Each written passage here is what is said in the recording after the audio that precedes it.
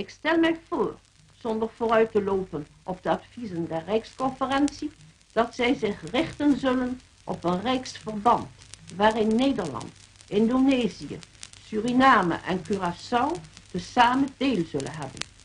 Terwijl zij ieder op zichzelf de eigen inwendige aangelegenheden in zelfstandigheid en steunend op eigen kracht, doch met een wil elkander bij te staan, zullen behartigen.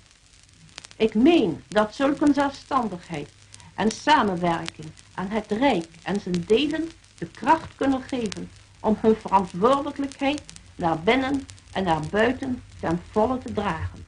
Onder voorzitterschap van minister-president Drees werd in 1954 de openbare slotzitting gehouden van de rondetafelconferentie met de West. De Nederlandse delegatie werd gevormd door enkele ministers, Eerste en Tweede Kamerleden en een drietal adviseurs. De conferentie werd geleid door de minister van Overzeese Rijksdelen, professor Kernkamp. De Antilliaanse delegatie bestond uit 20 leden met als voorzitter Dr. da Costa Gomes. De Surinaamse delegatie van 12 leden werd geleid door meester Pos.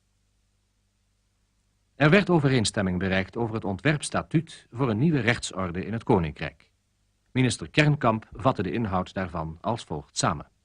Het statuut verankert de zelfstandigheid van Suriname en de Nederlandse Antillen binnen het verband van het Koninkrijk. De voorzitter van de Surinaamse delegatie, meester Pos, sprak over 2 tendensen in de afhankelijke gebieden. De drang naar vrijheid en het streven om door samenwerking met andere landen tot grote ontplooiing te komen. In het ontwerpstatuut komen beide tot uitdrukking.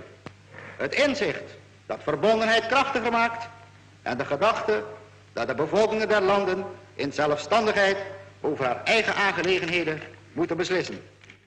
Namens de meerderheid van de Antilliaanse delegatie sprak Dr. da Costa Gomes zijn voldoening uit over het bereikte resultaat. En hij merkte tenslotte op. Het ontwerpstatuut is dan ook met bijval ontvangen in ons Rijksdeel. In de rede waarmee Dr. Drees de rondetafelconferentie afsloot, zei hij, sprekend over de betekenis van de genomen besluiten, onder meer: Deelgenootschap in groter verband is niet anders mogelijk dan met opoffering van een deel van eigen zelfstandigheid.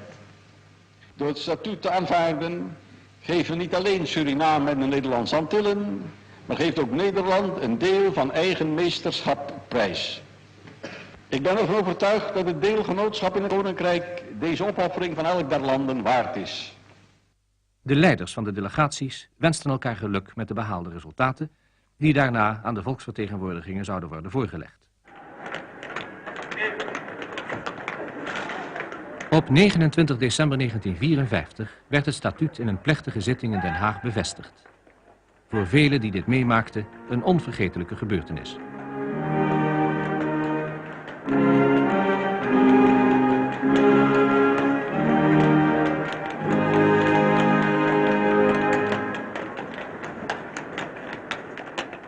De premiers van de 3 rijksdelen verklaarden dat hun landen het statuut vrijwillig hadden aanvaard.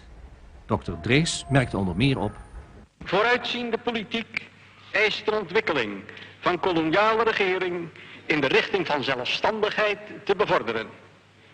Deze gedachte is reeds vele jaren geleden door de Nederlandse regering uitgesproken.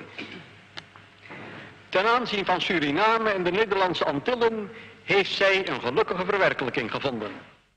De heer Curry, minister-president van Suriname, eindigde zijn toespraak tot de koningin als volgt. Het statuut zal, evenals elk ander mensenwerk, zijn onvolkomenheden hebben.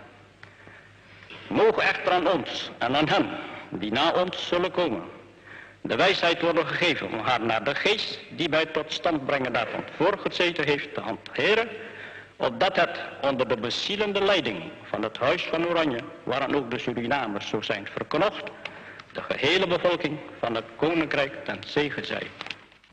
De minister-president van de Nederlandse Antillen, de heer Jonkheer, bracht in zijn toespraak hulde aan Nederland. De bevestiging van het statuut betekent de bekroning van een staatkundige ontwikkeling die Nederland in de beide Amerikaanse landen van het Koninkrijk heeft tot stand gebracht. Nederland heeft hiermee in de moderne wereld een plaats ingenomen in de voorhoede der volkeren die niet aarzelen te handelen overeenkomstig de hoge beginselen van vrijheidsliefde en recht. Hierna las de secretaris-generaal, de heer Van der Pijl, de akte van bevestiging voor. Wij, Juliana, bij de gratie Gods, koningin der Nederlanden, prinses van Oranje-Nassau, enzovoort, enzovoort, enzovoort, bevestigen de nieuwe rechtsorde zoals deze is vervat in het statuut voor het Koninkrijk der Nederlanden. Vervolgens verliet Hare Majesteit de Koningin de troon om met haar handtekening de nieuwe rechtsorde van het Koninkrijk te bekrachtigen. De vorstin werd daarbij terzijde gestaan door de directeur van haar kabinet, mejufvrouw Tellegen.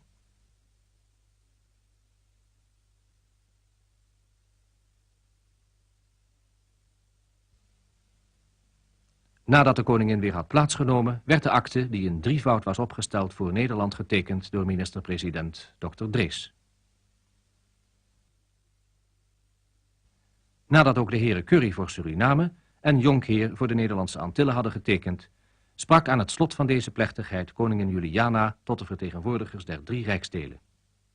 Nederland, Suriname en de Nederlandse Antillen mogen zich gelukkig prijzen dat een lange evolutie, ongeveer met onze eeuw begonnen, heden haar bekroning vindt in de bevestiging van het statuut voor het Koninkrijk der Nederlanden.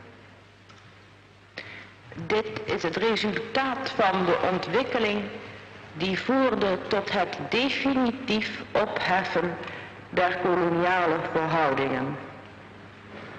Wat Nederland betreft, het voelt zich zowel met Suriname als met de Antillen ieder afzonderlijk met recht verbonden in een tweeledige eenheid. Mogen onze nieuwe samenwerking Gods zegen waardig kunnen zijn.